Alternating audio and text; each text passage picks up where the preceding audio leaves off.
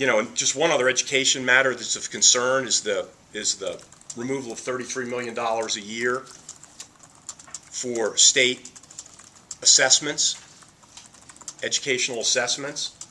It's my understanding the House did that because of concerns they have with the park test.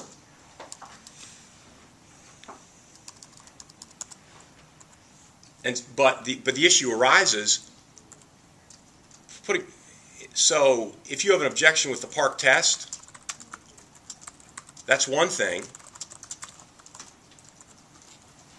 But we're going to need a test to determine how our children are doing and how our schools are doing. And all the money has now been stripped out of the budget to pay for that. So it jeopardizes our ability to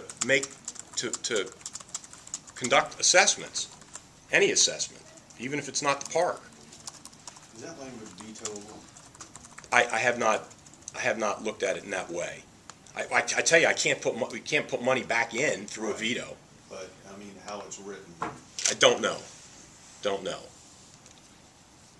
That's what jeopardizes our federal funds. That's right. I talked to an education department official just the other day who told me that it is hundreds of millions of dollars that could be put in jeopardy if we do not have the proper assessment regime in place. Say hundreds of millions, is what you said? I said hundreds of millions.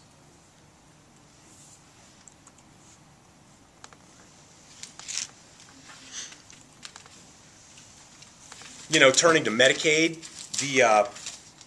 again, concern about the Medicaid caseload estimates, which are below ours. We just as soon have the most conservative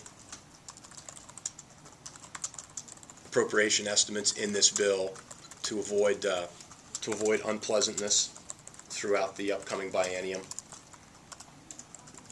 We're concerned that Medicaid reserve fund has been reduced by 2/3. $200 million taken out, mostly to support one-time spending in other areas. It is unfortunate that our ability that some of our initiatives to expand managed care for folks in Medicaid has been blocked, which will leave us in higher cost, less efficient fee-for-service payment arrangements. The fact that they have put provisions in the bill that attempt to block our ability to manage the Department of Developmental Disabilities, attempting to block the closure of developmental centers.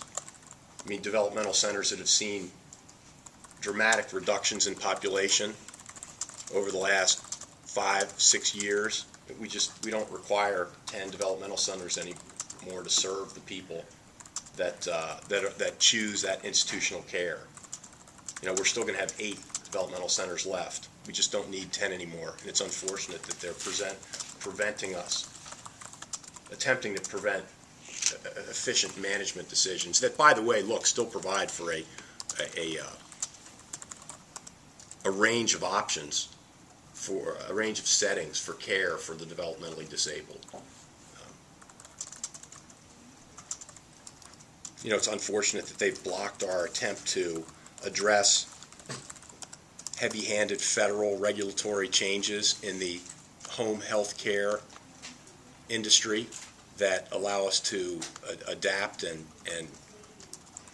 establish an appropriate self-directed service plan, and that instead is going to potentially result in significant numbers of additional state employees, because that's essentially what happens. The feds are saying that these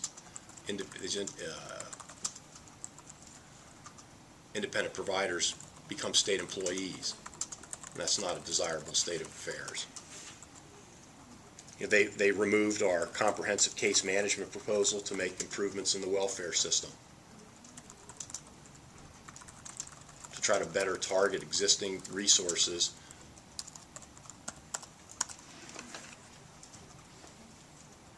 to help people improve their lives. So, concern about that. just a few miscellaneous items, significant addition of individual earmarked projects for various members, $30 to $40 million a year.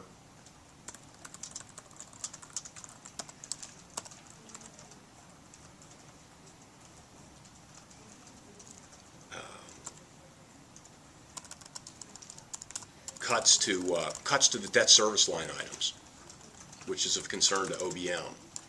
It's not a good habit to get into, make reductions to the debt service lines, which pay the principal and interest on bonds that the state has already issued or plans to issue here over the next 2 years. Explain how they can make cuts with that. Isn't that something that's just driven by the state's debt?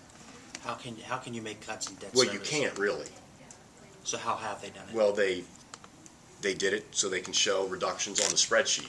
I mean, we have to make those debt service payments, and we will make those debt service payments. So there are cuts that show up on paper but in reality won't play out? That can't play out. That's right.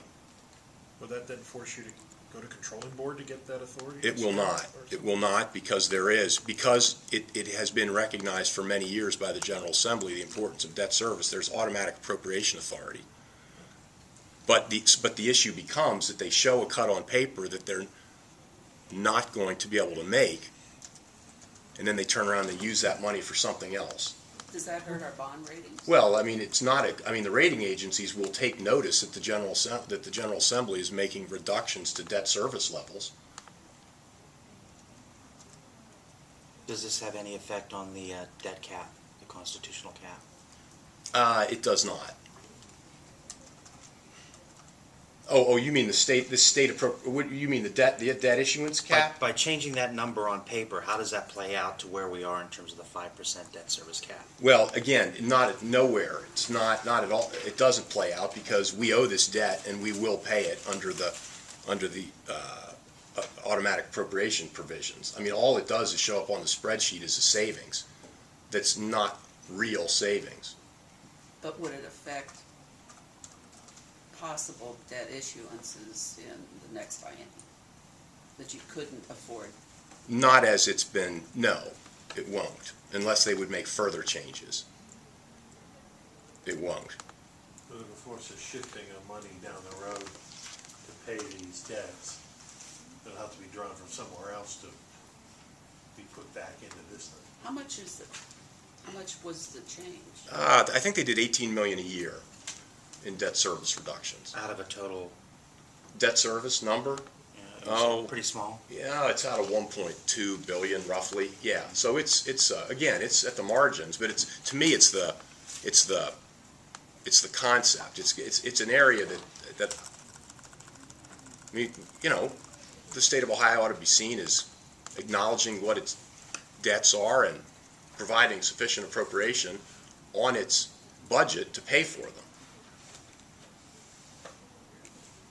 Tim, could you talk about, when we were talking about the tax reform a few minutes ago, I mean, we've got to